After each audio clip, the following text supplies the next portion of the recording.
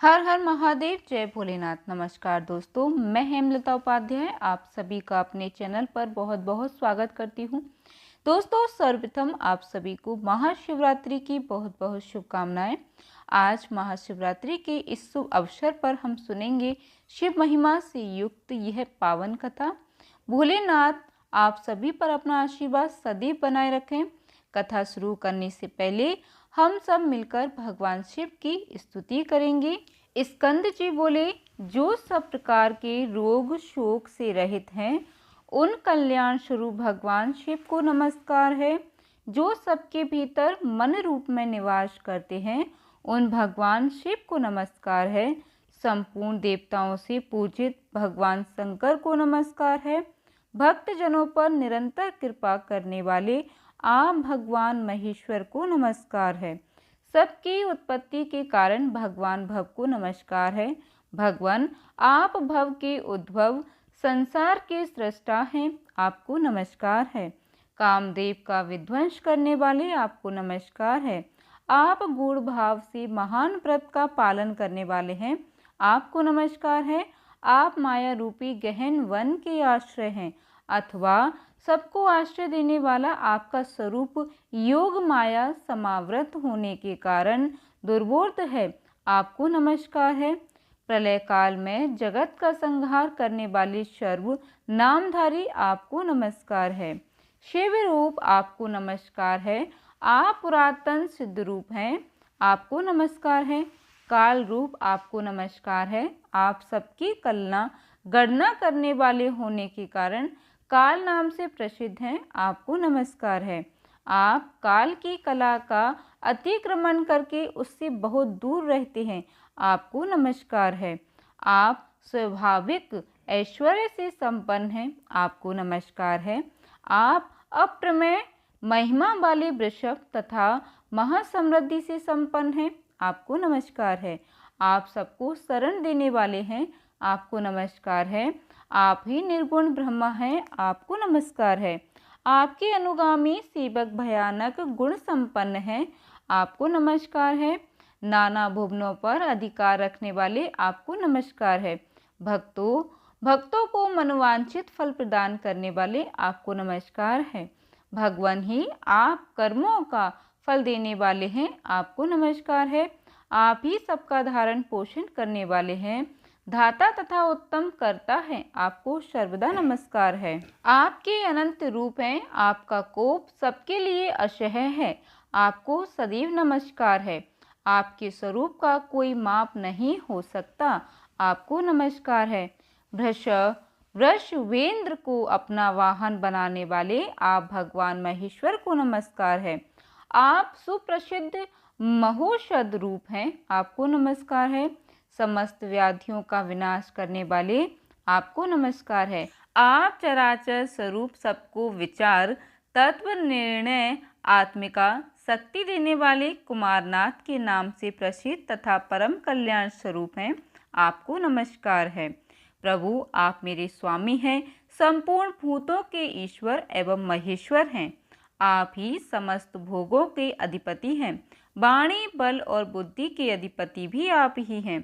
आप ही क्रोध और मोह पर शासन करने वाले हैं, पर और अपर के स्वामी भी आप ही हैं। सबकी हृदय गुहा में निवास करने वाले परमेश्वर तथा मुक्ति के अधीश्वर भी आप ही हैं, आपको नमस्कार है। शिवजी ने कहा, जो लोग सायंकाल और प्रातःकाल पूर्ण भक्ति पूर्वक तुम्हारे द्वारा की हुई इस स्तुति से मेरा स्तुवन करेंगे, उनको जो फल प्राप्त होगा उसका वर्णन करता हूँ, सुनो। उन्हें कोई रोग नहीं होगा, दरिद्रता भी नहीं होगी और प्रियजनों से कभी वियोग भी ना होगा। वे इस संसार में दुर्लभ भोगों का उपभोग करके मेरे परम धाम को प्राप्त करेंगे। इस प्रकार श्री स्कंद महापुराणी कुमारिका खंडे शिव स्तुति संपूर्ण हुई। अब हम सुनेंगे महाशिवरात्रि व्रत कथा। पूर्व काल की बात है, चित्रभानु नामक एक शिकारी था। वह शिकार करके अपने परिवार का पालन पोषण करता था। उस शिकारी पर साहूकार का काफ़ी कर्ज था, लेकिन वह उसका कर्ज समय पर नहीं चुका पाया। फिर साहूकार ने शिकारी को शिव मठ में बंदी बना लिया। जिस दिन उसे बंदी बनाया गया उस दिन शिवरात्रि थी। चतुर्दशी के दिन उसने शिवरात्रि व्रत की कथा सुनी और शाम होते ही साहूकार ने उसे अपने पास बुलाया और ऋण चुकाने के बारे में कहा। उसके बाद वह फिर शिकार की खोज में निकला। बंदी गृह में रहने के कारण वह बहुत भूखा था। शिकार की तलाश में वह बहुत दूर निकल आया। अंधेरा होने पर उसने जंगल में ही रात बिताने का फैसला किया और एक पेड़ पर चढ़ गया।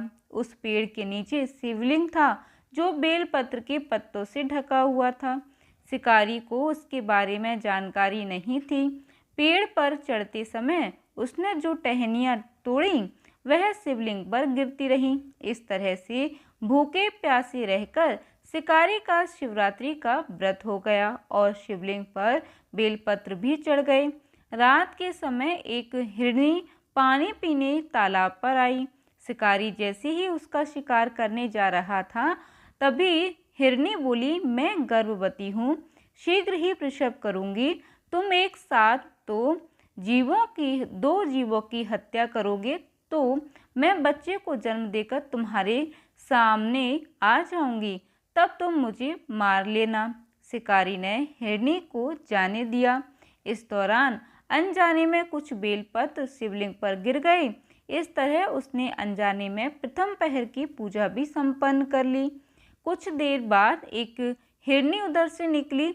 जैसे ही शिकारी ने उसे मारने के लिए धनुष बाण चलाया तो हिरनी ने विनम्रतापूर्वक निवेदन किया, शिकारी मैं थोड़ी देर पहले ही ऋतु से निवृत्त हुई हूँ, कामातुर विरहिणी हूँ, अपने प्रिय की तलाश में हूँ।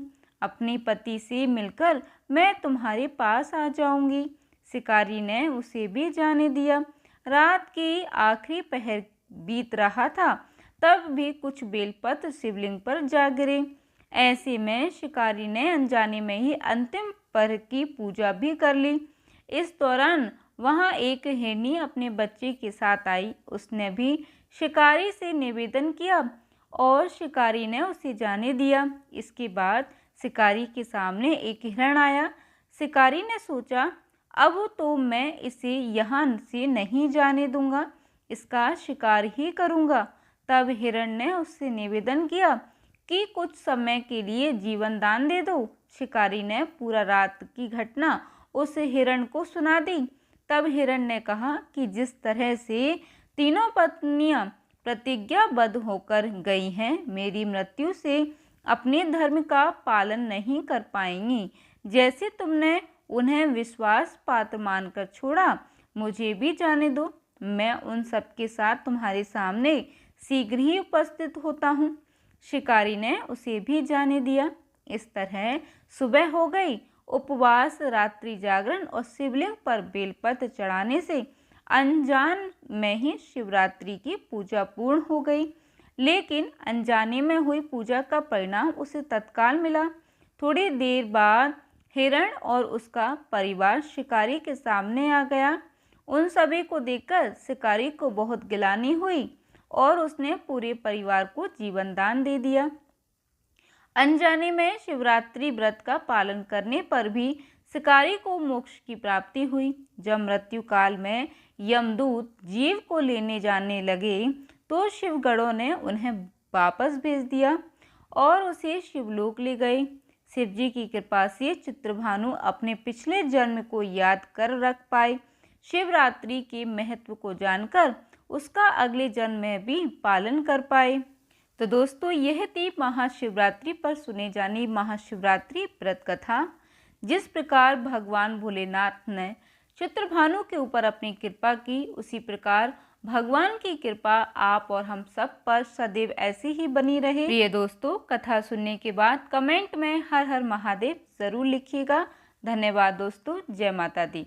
चैनल को सब्सक्राइब करना मत भूलिएगा और वीडियो को लाइक करना मत भूलिएगा।